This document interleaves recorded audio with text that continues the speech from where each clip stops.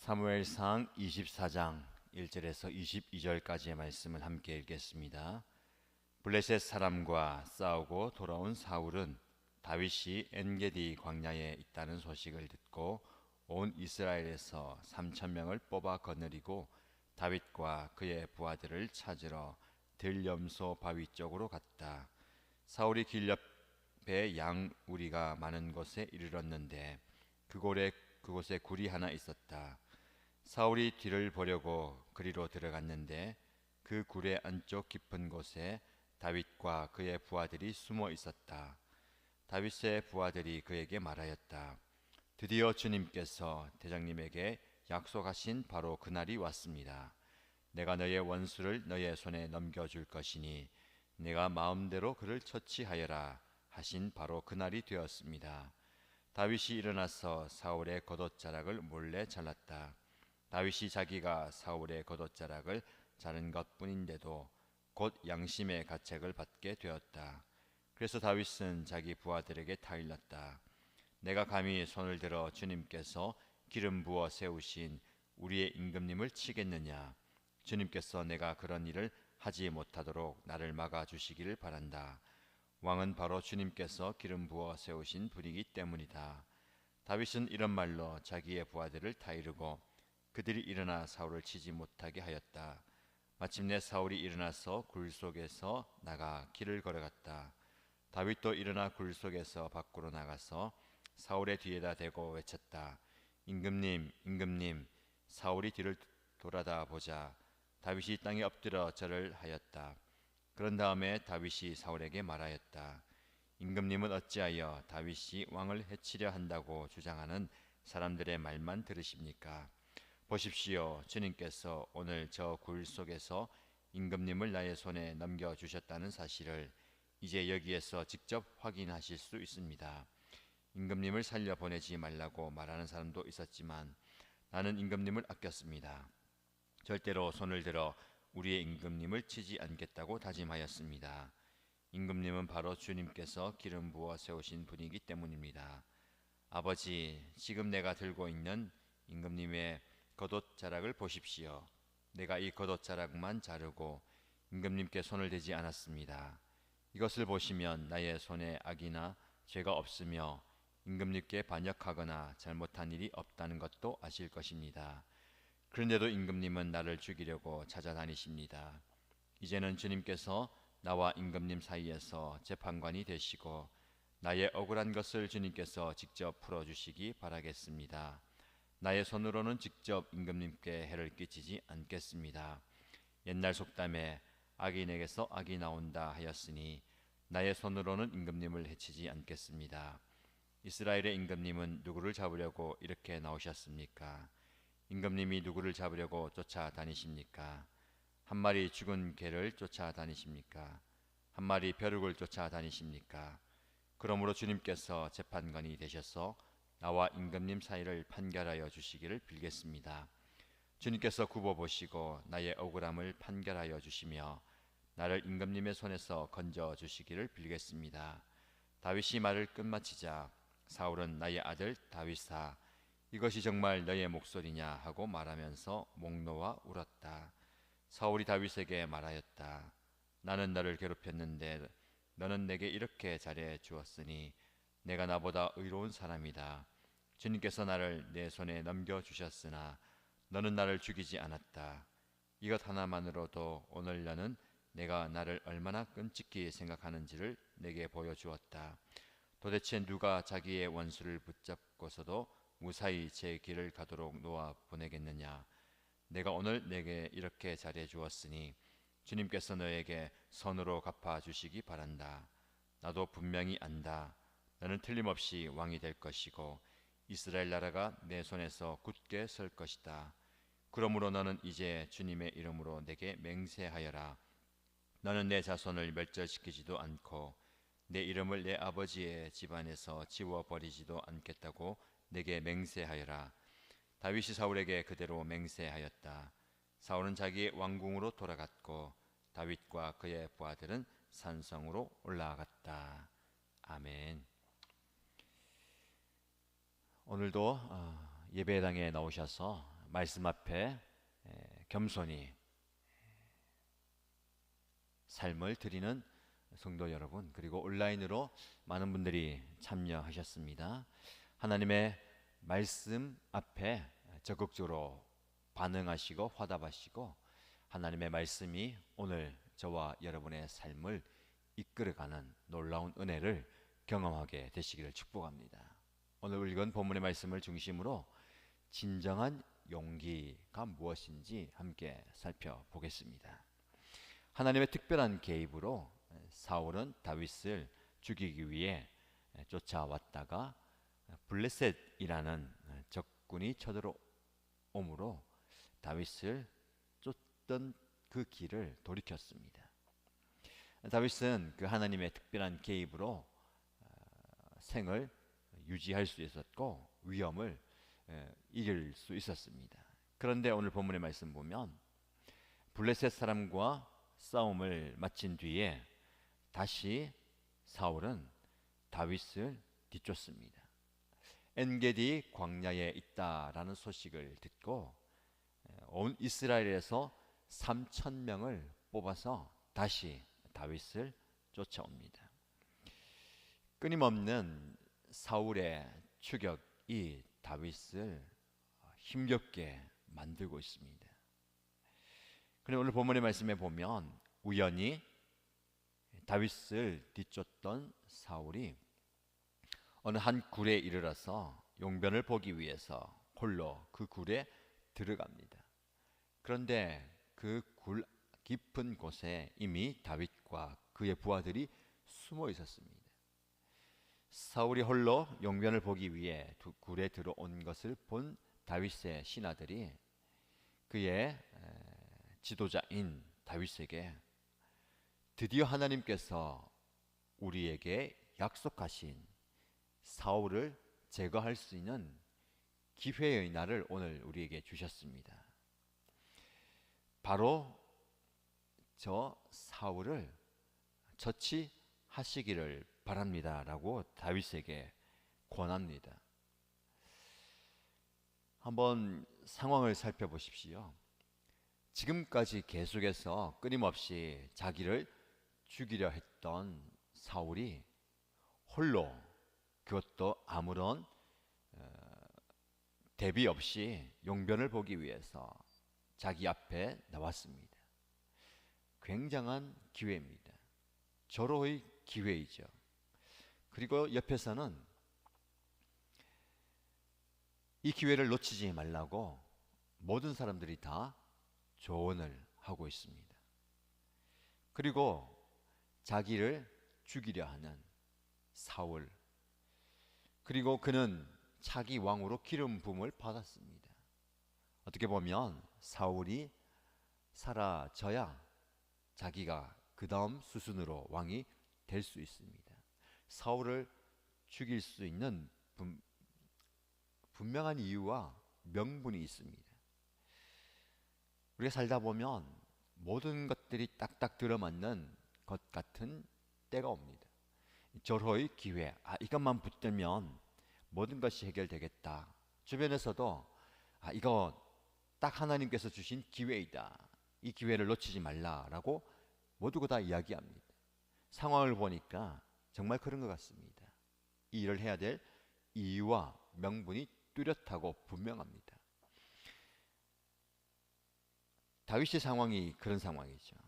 그런데 말씀을 보면 다윗은 모두의 기대와 바람과는 다르게 행동합니다. 조용히 일어나서 사울의 겉옷 자락을 아무도 모르게 자릅니다. 그런데 이어지는 말씀 보면 다윗이 사울의 겉옷 자락을 자른 것뿐인데도 곧 바로 양심의 가책을 느꼈다라고 이야기합니다. 겉옷 자락을 자른 행위와 그것을 자른 것이 왜 양심의 가책이 올까요? 여러분, 임금의 겉옷은 자신의 신분을 상징합니다. 그 겉옷을 자랐다는 것은 곧 이어서 그 왕의 신분이 박탈될 것이고 다윗이 그것을 잘랐다는 것은 나중에 때가 되면 그가 이 겉옷의 주인이 될 것이다. 즉 앞으로 그가 왕의 권위를 갖게 될 것이다 라는 것을 상징적으로 보여줍니다. 순수한 의도로 그 겉옷을 잘랐다면 다윗이 양심의 가책을 느끼지 않았을 겁니다. 그 겉옷을 잘랐다는 것은 그런 숨은 의도가 있었습니다. 그런데 다윗은 곧바로 겉옷 자락을 자른 것만으로도 양심의 가책을 느끼고 자기의 부하들에게 타이릅니다. 내가 어떻게 감히 손을 들어서 하나님께서 기름 부으신 왕을 치겠느냐? 하나님께서 그렇게 하시겠느냐?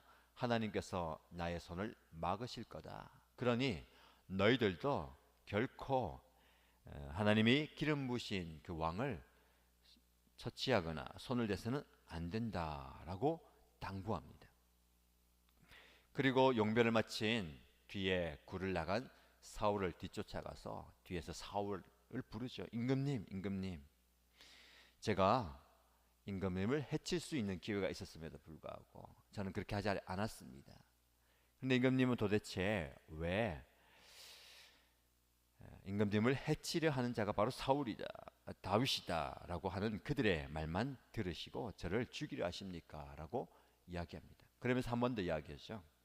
하나님께서 기름 부어 세우신 분을 제가 어떻게 손을 댈 수 있겠습니까? 그러면서 사울을 향해서 아버지라고 부릅니다. 지금 제가 무엇을 들고 있는지 보이십니까? 저는 아버지의 겉옷 자락을 들고 있습니다. 마음만 먹었으면 아버지를 해칠 수 있었지만 그렇게 하지 않았습니다. 이유는 하나님이 기름 부어 세우신 왕이시기 때문에 그렇습니다. 하나님께서 저와 임금님의 재판관이 되어서 모든 것들을 다 판단하시고 판결하시기를 빕니다. 12절 말씀에 이제는 주님께서 나와 임금님 사이에서 재판관이 되시고 나의 억울한 것을 주님께서 직접 풀어주시기 바라겠습니다. 다윗에게 억울한 심정이 얼마나 많았겠습니까? 억울하면 원한이 생기죠. 그 원한이 복수로 이어집니다. 그런데 다윗은 그렇게 하지 않았습니다. 모든 것들이 다 원한과 복수할 수 있는 상황입니다. 다윗을 누구의 방해도 받지 않고 처치할 수 있는 절호의 기회가 있었고 모든 자들이 다 거기에 동의합니다. 그리고 그 일을 할 분명한 이유와 명분이 있었음에도 불구하고 그렇게 하지 않습니다. 세상은 그런 기회를 붙들고 다른 사람들의 기대를 저버리지 않고 그 명분을 앞세우면서 무언가를 해내는 것이 용기라고 이야기합니다. 그러나 성경은 다윗이 보여준 것처럼 진정한 용기는 기회가 왔음에도 모두가 다 찬성함에도 이유와 명분이 분명함에도 그 원한을 갚을 수 있는 복수의 기회를 사랑의 용서로 풀어내는 것, 이것이 우리에게 보여주는 진정한 용기입니다. 하나님께서 저와 여러분에게 이런 용기를 부어 주시기를 축복합니다. 진정한 용기는 나에게 해를 가하고 나를 힘들게 하고 나를 아프게 하는 그 사람을 다윗처럼 사랑으로 품을 수 있는 마음입니다. 이런 용기가 우리에게 있으면 얼마나 좋겠습니까? 근데 여러분, 어떻게 다윗이 이렇게 사울을 품을 수 있었겠습니까? 그의 고백에서 우리는 답을 얻을 수가 있습니다. 주변에서 하나님이 주신 기회입니다. 하나님께서 이런 기회를 우리에게 주셨습니다 라고 이야기합니다. 그러나 다윗은 그것이 기회가 아니라 오히려 하나님의 뜻을 묻고 하나님의 뜻에 순종하고 하나님께서 나의 모든 억울함과 원통함과 상처를 해결하시도록 내어드리는 시간으로 이해합니다. 그는 이렇게 얘기하죠. 왕을 처치하고 왕을 죽이십시오라고 이야기하는 자들에게, 그리고 그 사울에게 하나님께서 기름 부어 세우신 왕 당신, 이게 해답입니다. 여러분, 우리 인생에 내가 무언가를 해결하려고 할 때 문제가 발생합니다. 다윗이 칼을 빼서 사울을 치는 것은 내가 이 모든 문제를 끝내버리고 내가 이 모든 문제를 해결해 버리는 방법입니다. 세상적으로 볼 때에, 인간적으로 볼 때에 지극히 당연한 것 같고 그렇게 해야 되는 것 같지만 다윗은 그렇게 하지 않습니다. 나의 원수 갚는 것마저도, 나의 애통하고 원통한 마음마저도 하나님께서 해결해 주시도록 하나님께 그 모든 걸음을 내어 드리는 겁니다. 사울은 직접 자기가 모든 것을 다 해결하려고 했습니다. 전쟁도, 하나님을 향한 제사도, 다윗을 향한 그 미움과 분노와 아픔도 자기가 다 해결하려고 하다 보니까 문제가 계속해서 쌓여가는 겁니다. 우리도 우리의 문제를 내가 직접 해결하려고 할 때에 문제가 해결되는 것보다는 오히려 그곳에 상처와 아픔과 어려움이 생겨나는 겁니다. 우리가 우리의 문제를 해결하려고 하지 마시고요, 하나님께 내어 드리면 하나님의 때에 하나님께서 놀라운 방법으로 해결해 주실 겁니다. 다윗이 그것을 알았습니다. 그래서 내가 해결할 수 있는 절호의 기회와 모두가 동의하고 찬성하고 이유와 명분이 있어도 그의 행동을 내려놓는 겁니다. 지금 여러분들이 이 다윗의 상황 가운데 처해 있습니까? 너무 어렵고 곤궁한 가운데 이 문제를 돌파하기 위해서, 해결하기 위해서 돌파구를 찾다가 완전히 이것을 해결할 수 있는 기회가 왔다. 모두가 다 동의하고 찬성하고 기대하고 이유와 명분이 분명하다 하더라도 그것이 하나님께서 기뻐하시는지, 하나님께서 원하시는 방법인지, 하나님께서 해결해 가시는지를 물어보시고 잠시 기다리시기 바랍니다. 내가 모든 것 다 해결할 수 있고 그렇게 일이 풀어진다고 그것이 꼭 하나님의 뜻만은 아닙니다. 그렇게 자기를 생각해 주는 다윗의 말을 들은 사울이, 다윗아, 나의 아들 다윗아, 내가 잘못했구나, 회개하고 뉘우치는 모습이 나옵니다. 그리고 너가 바로 하나님이 세우신 왕이다. 너가 이 나라를 통치하게 될 것이다. 그렇게 되면 나의 자녀들, 나의 후손들, 우리의 가문을 지켜봐 주시길 바란다. 너가 오늘 나에게 이렇게 잘해 주었는데 하나님께서도 너에게 선으로 갚아 주시기를 바란다 라고 이야기합니다. 사랑으로, 용서의 마음으로 상대방을 대했을 때에 그 사랑의 마음이 상대방에게 전달되는 겁니다. 사람을 변화시키기 위해서는 우리의 진심을 담은 행동이 필요합니다. 그것이 전달될 때에 사람의 마음이 변화되는 겁니다. 저와 여러분에게 이런 용기가 있길 바랍니다.